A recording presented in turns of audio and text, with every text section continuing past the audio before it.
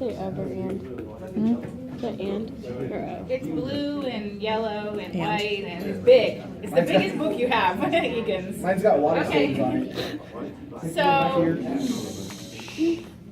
today we're just going to talk about different things that we need to keep in consideration when we're ventilating different kinds of patients that have different lung problems going on. So we're going to put diseases and match them up with the ventilator on what is going to come into play. But just as a side note, let's make sure we know what we still need to be doing, because I forgot to mention yesterday intubation and extubation. So once lecture is over today, we're going to be working on ACLS. These are the different things you can be doing. Nobody's checked off on this, so everybody's going to have stuff to do. ACLS, group projects, study for the final, and intubation and extubation.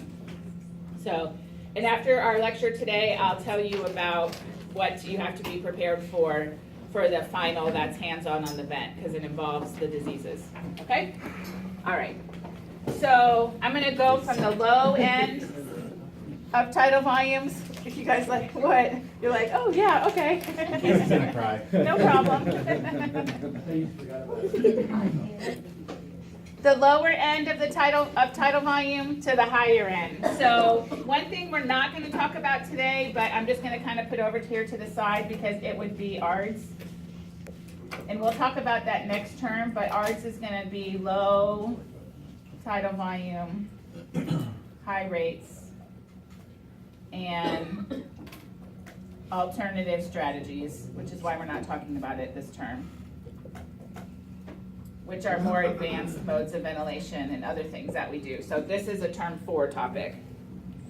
So, but that would be the first one. So we're not going to do that one today. So we're going to start with asthma. And what we're going to have for each is what's the pathophysiology that's going on in the lungs. So what's happening that we need to be aware of. What are the settings?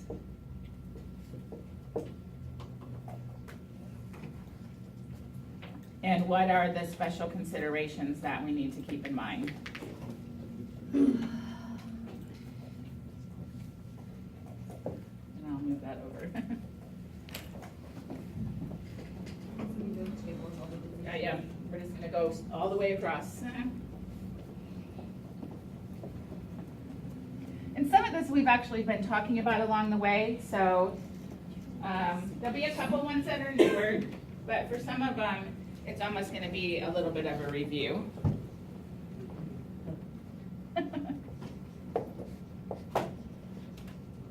So asthma we're going to do first. So what are the what's the pathophysiology you guys going on? Resistance and compliance, what's happening in the lungs?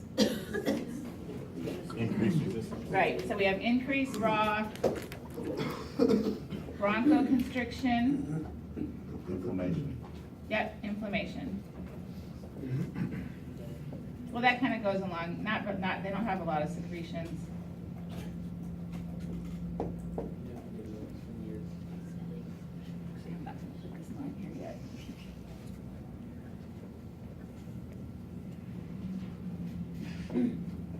So, asthma patient comes into the ER. Let's just review. Your patient's coming in, they've got status asthmaticus, they're having an exacerbation of asthma. What do you guys do? Give us a bronchodilator. Give them a bronchodilator, give them a breathing treatment, right? What are you going to give them? Albuterol. Albuterol, make my patient better. Albuterol, what else are you going to do? Monitor, check their vitals, chart like it's nobody's business. Okay, but what else are they going to need from us? Support. Let's just give everybody a BiPAP. Oxygen, how about oxygen? What if the patient's desaturating? Oh yeah. Non-rebreather. No, probably not a non-rebreather. Couple liters, put them on a breathing treatment. Steroids, thank you. Remember term 2, guys? Yes, steroids. Yeah, this is all going to be on your boards, so let's bring it back up to the surface. Oh, God. So what does our patient need? We're just talking about an asthma patient coming into the ER. They need steroids. This is when we're going to give them systemic steroids. They need oxygen and they need a breathing treatment. So you give them a breathing treatment and their breath sounds go from low pitch to high pitched. What does that mean? No? It's good. They Their go airways from low to high. Yep, Airway. it's getting worse. Okay, so what are we gonna do now?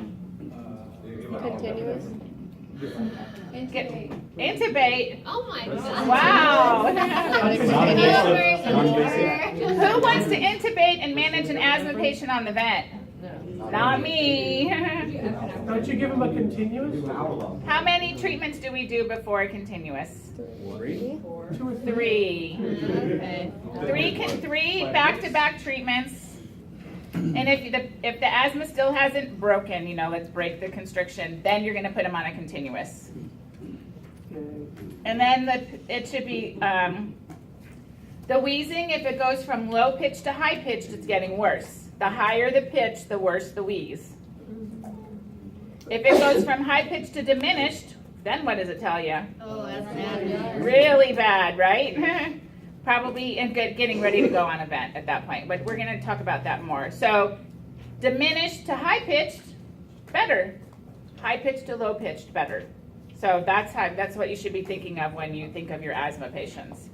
So let's say this was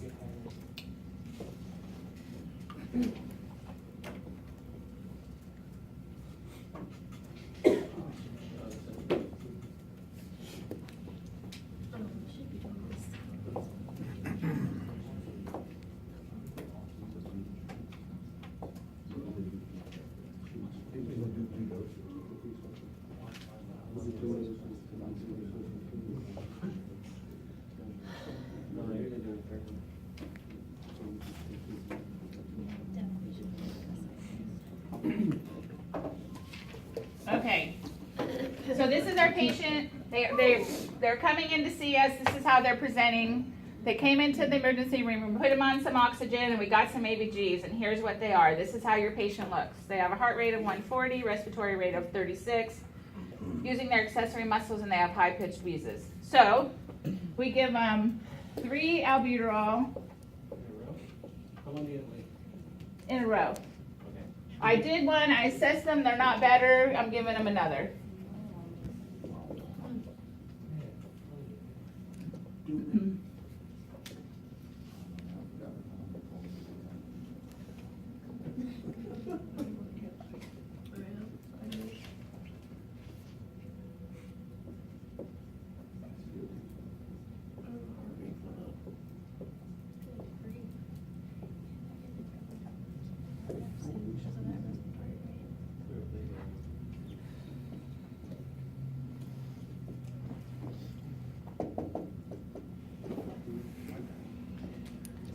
Okay, so Karen,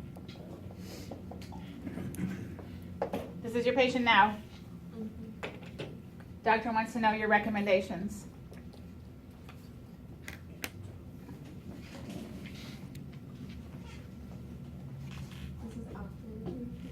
Uh-huh.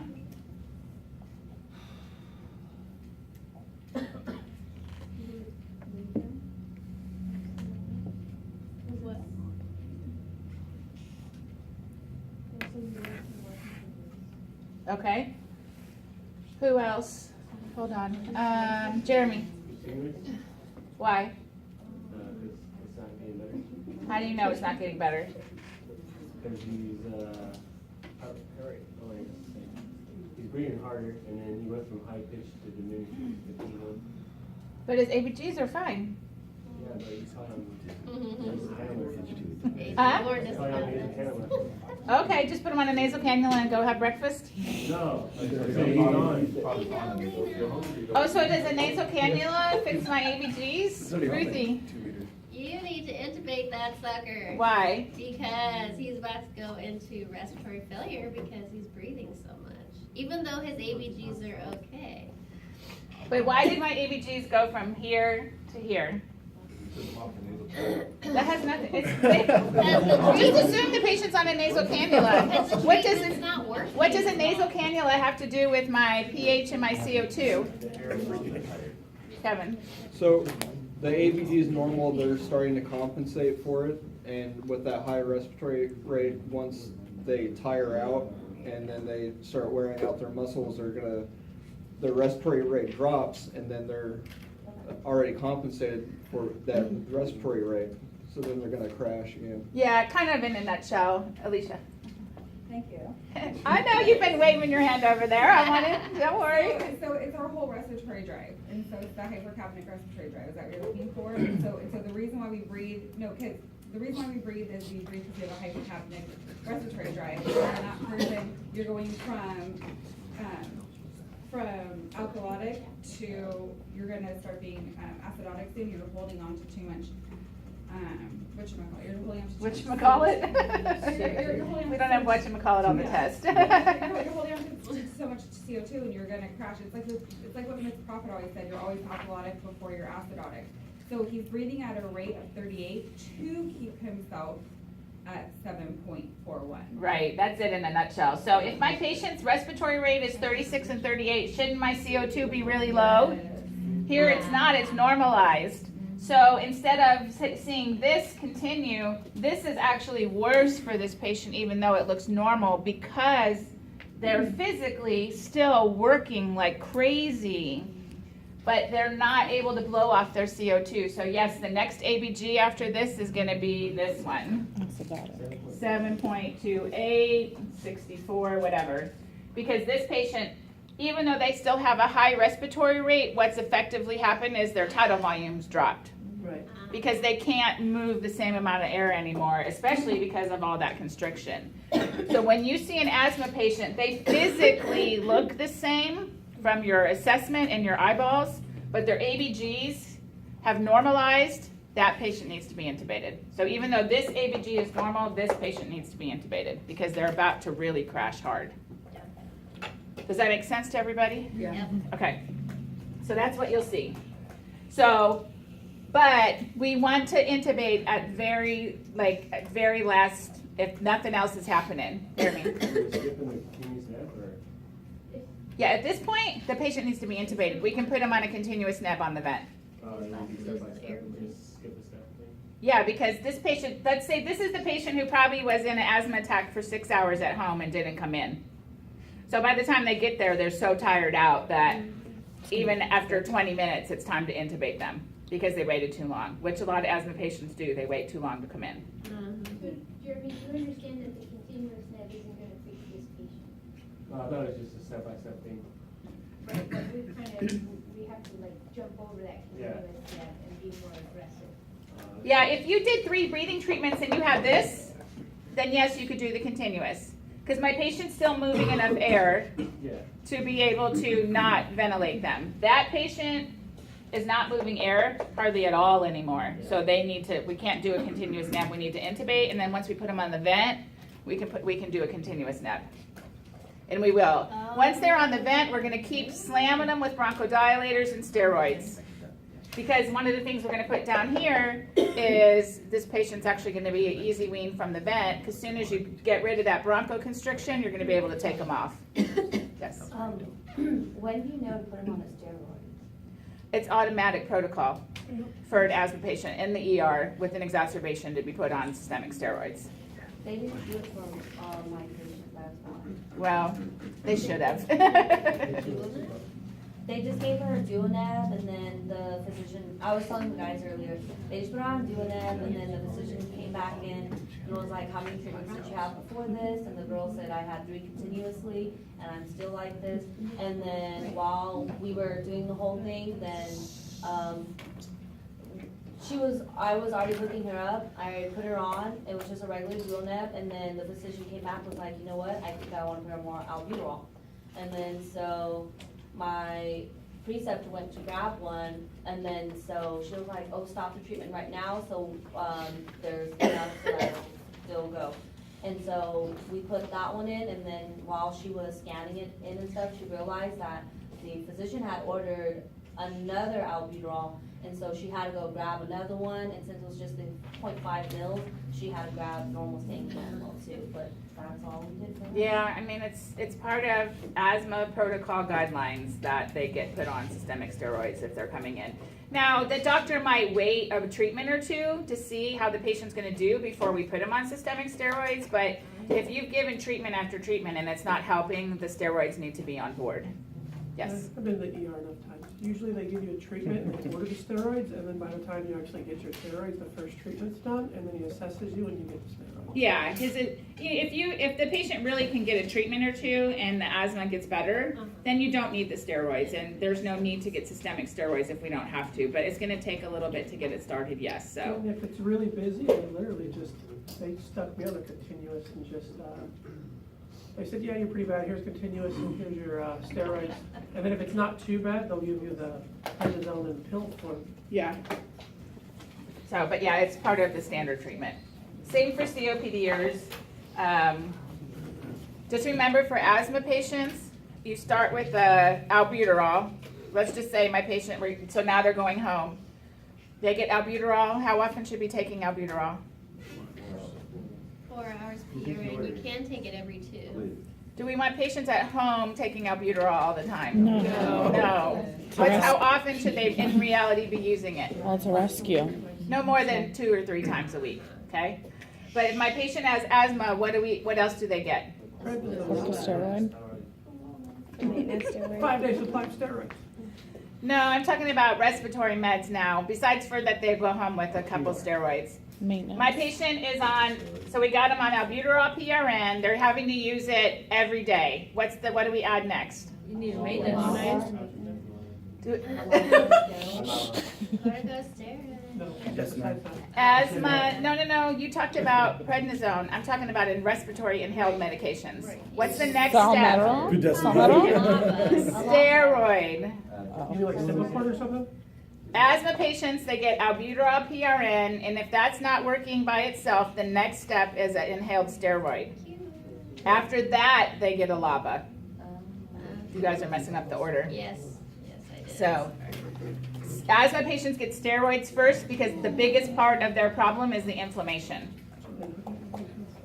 So, they would get albuterol PRN, everybody gets that, and some people can just be fine with albuterol PN, but most patients are going to need more than that. So the steroid is next, so the inhaled steroid. If that's not working, patient's still having attacks, then we're going to add the LABA. And now with asthma patients, we actually can give them Spiriva as well. It's proven to be effective. So, and then you just adjust doses at that point. So if they're still having, everything about these patients is keeping them in control. So if they're still having exacerbations more than 2 or 3 times a week, something needs to be changed in their medication. So you either need to add something or go up on the steroid dose. So that's how those patients work. So worst case scenario, patient had to be intubated. What are we going to put them on? What mode? Well, they have an increase in resistance. So. ACPC. This patient is going to be a nightmare to ventilate, which is why we only would put them on if we absolutely have to. Low tidal volumes, so 4 to 6 mLs per kilogram.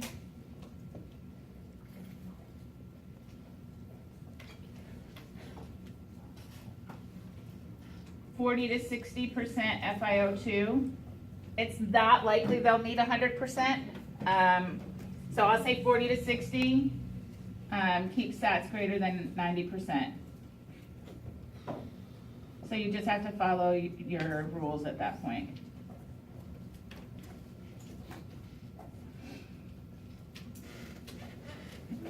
And standard peak. What's the 40 to 60? FiO2.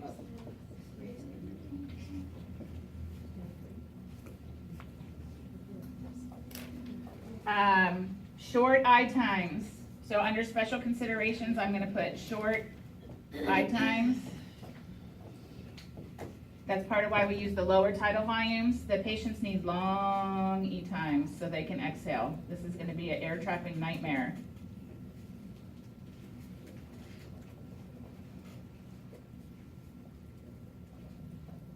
Yes. I keep getting the in the book and in like the, some of the modules and stuff we're doing, they always like above 92. Is it all dependent? I would say if it's a kid, Uh-huh. to keep them above 92. If it's an adult, usually we say above 90. But yeah, pediatrics, you need to keep in mind that they would need to have a higher saturation. That's pretty standard that peds are above 92, 93, adults above 90. Okay. So we can just put greater than 92 for peds. So short I times, long E times, air trapping is a big problem.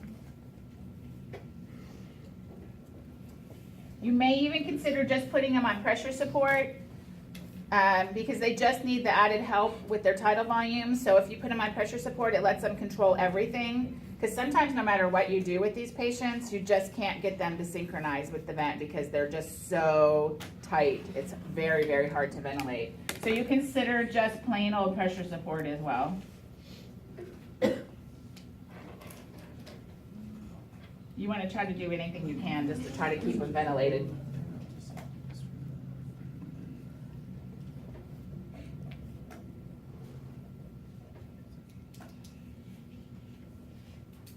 And then fast wean. As soon as that constriction is gone, get them off the vent.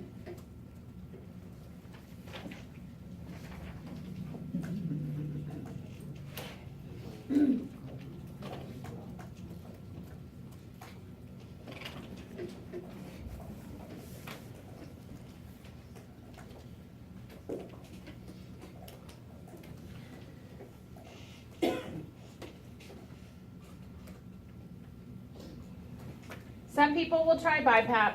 It's really not a gold standard right now to do that, so it's just something you might see in the clinic site. So I'm not really going to write it on there, but I just want you guys to be aware that you might see them on BiPAP. Sharon, did you have something to add? I would say Heliox. Oh yeah, thank you. Heliox. That's very important. Consider breathing, or sorry, fast breathing.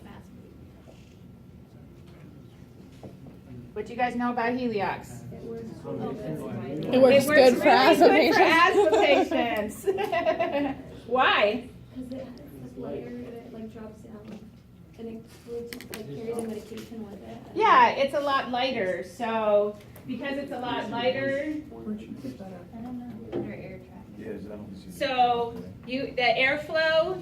So could we have turbulent airflow or laminar? Laminar's nice and happy airflow, right? Right.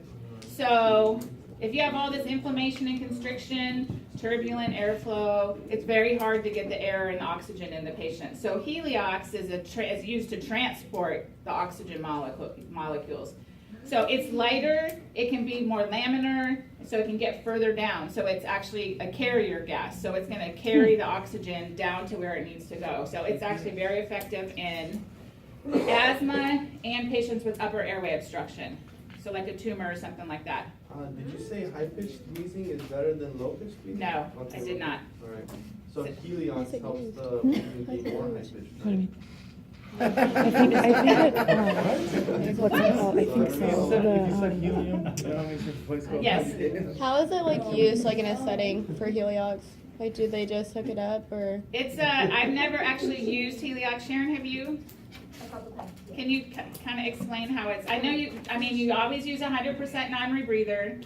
But You can use a non-rebreather, and I've also seen sometimes they'll recommend a nasal cannula that usually doesn't work out because it'll leak out through the mask. yeah. But there's usually two tanks. You guys know what an H tank is? It's probably about as tall as me. And there's one that's oxygen and there's one that's helium. And you have a blender, which is a gadget that kind of takes the two gases, mixes them together. When you deliver Heliox, it's usually 80-20, 80% helium, 20% oxygen, or 70-30. 70% helium, 30% oxygen. And sometimes I think now they're really just going with a standard of 80 and 20. Yeah, I You can think kind of pretty much titrate the two to everybody be is using that. 80-20. So obviously you see that one, we're delivering less than 21%, but if you have a patient that's sick enough that needs Heliox, a lot of times that's okay. You get them started, you do an ABG, you expect that they're gonna be hypoxic, and you just kind of live with it because you're trying to get them through the attack. There is a little special nebulizer called a HOPE nebulizer that can connect up with the Heliox, and that helps make sure that the medication gets to the patient, because remember, if it's a lighter gas, it can essentially float out into the room. There is also a way to connect it into a ventilator. There are some ventilators that are specific for delivering Heliox, so that they're already compensated. And if you have an asthmatic that gets intubated, you can continue to deliver the Heliox while they're on the vent. And what you can typically do is, let's say the patient gets intubated, you don't generally wean it, it's kind of a on or off type thing. So it's not something that you step down like when we typically wean a patient. It's just as they start to improve, you trial them by going straight to oxygen and keep the Heliox in the room or on the tank. Does that make sense? I'm not explaining it very well, but we essentially kind of turn the Heliox off and see how they do.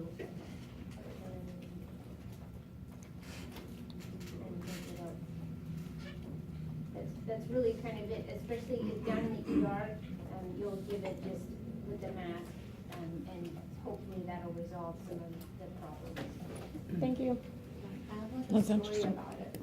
Oh, no, go. So I have like, there was this like a 2-year-old came into the ER and he had like the worst asthma. I think he had it for like a good day already. Like he was wheezy and like crying, and it was so sad. And then he stopped crying, so that was bad, like because he's like That means getting it's getting worse, yeah. Yeah, he was like out of it already by the time we got down there. And we gave him like 2 continuous probably, maybe 3 continuous. It was like a while back. And she called the RT that I was with. She called like NICU RT, and he was like, try Heliox. So we put him on the Heliox. Literally like an hour later, he was like completely fine, like playing already. It's like open. Oh, that's awesome. I was like, it was like worrying me because he looked so bad, but Yeah. it worked really well. Wow, that's cool. So with the Heliox, that's what you want to try to use first, because before you intubate, because he said only certain vents you're allowed to use. Well, it's not that, it's what Ms. Fox is saying. Asthmatic is extremely hard to manage on a ventilator because of their tendency to air trap. They're going to be anxious. They're very, very difficult to try to get in sync and not give them a pneumo.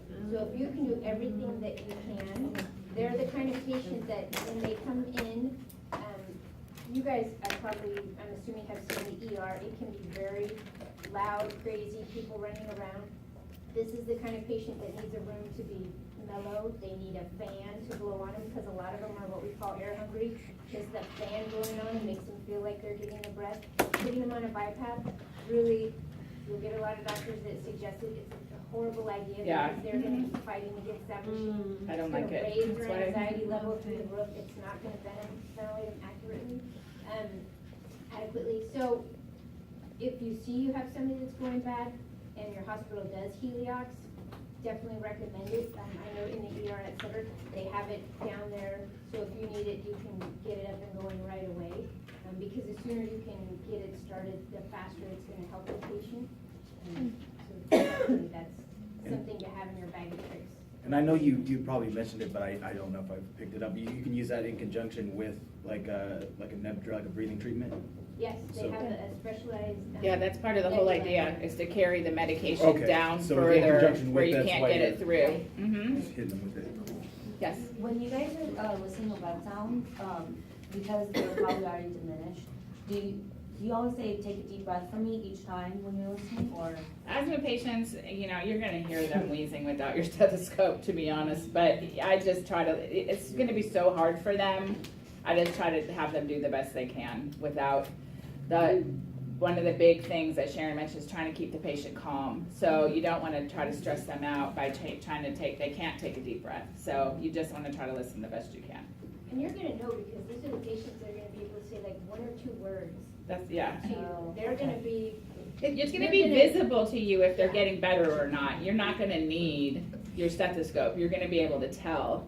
Then once they're actually calmed down and able to breathe again, then you can start using your regular tools where they're not gonna be audibly wheezing anymore, and you're gonna wanna be able to listen to them. But you're gonna be able to tell you guys, we talked about this in the past, but there's some patients, your eyeballs are all you need and your brain to tell you that this is a really bad patient and it's an asthma patient. Let's get the Heliox. I'm so glad you mentioned it. I just totally forgot. Well, and to hear them exhale, right? I will remember there was a gentleman that for him to exhale easily was 30 seconds. Almost, I would say, to lengthen it out to close to a minute of him just exhaling. And he never got all that air out. It was just that much that was trapped in him. I was like, oh my God. Yeah. So you're gonna listen to him and be like, oh, this isn't right. This is bad. They're going to be sitting up. They're going to be doing that tripoding because they're trying to get as much of their lung space open as they can. I mean, they're going to be like straight up in the bed. They're going to be scared as hell. They're going to be very anxious because they can't breathe. And when they talk, you can hear them wheeze. So, yeah. So, that's the asthma patient. That one takes longer than the other ones. So, let's talk about, any other questions about that? Good talk, good discussion. Yeah.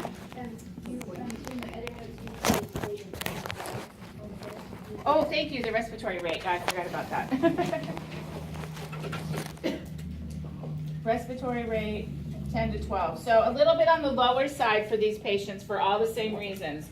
We're trying to give them the longest expiratory time possible. Yes, Jeremy? So I know yesterday, my test is not ideal, but I've seen actually some indicators deeper in bypass and how she's fine. What it is because how they react or Did she really have asthma or did she have COPD? asthma. She was like in It depends on the patient. But Yeah. You'll see a lot of asthmatics that are really bad, that it's not a good choice for them. If it works for them, that's Yeah. great, but there's a lot that it just kind of makes it that much But she was worse. a frequent flyer, so Yeah. we knew what happened.